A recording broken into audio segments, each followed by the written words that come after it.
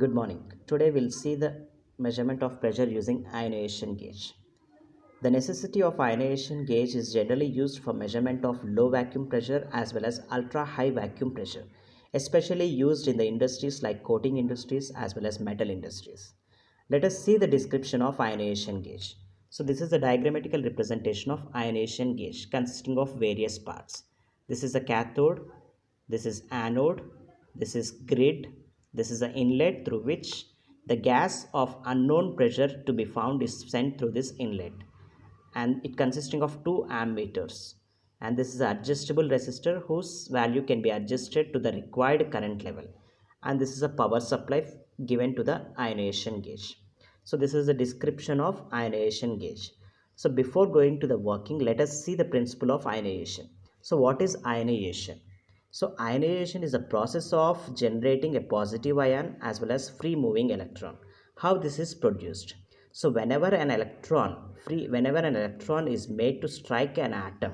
So you know what is atom? Atom is the smallest particle which exists in the nature, consisting of protons and neutrons at the center of the nucleus and free moving electrons in the orbits. So whenever an electron is bombarded with this particular atom, if it is capable of generating a positive ion as well as free electron, then that process is called as ionization. So this ionization clearly will see in the explanation part of ionization process. So coming to the operation.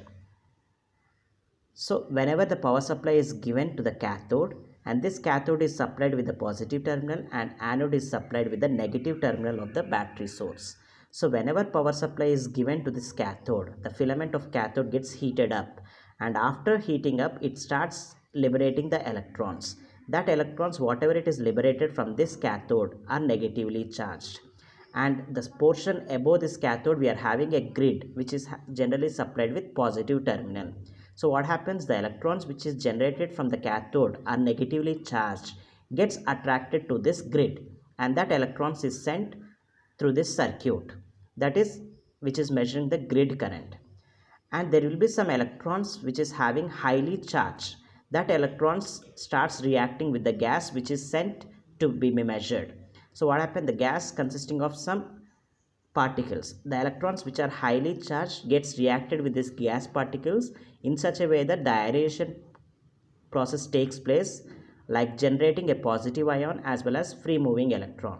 So what happens, this positive ions, whatever it is produced, they try to move towards this anode plate, and this anode plate is already supplied with a negative terminal. What happens, the positive ions try to attract to this anode terminal and they try to move through this circuit.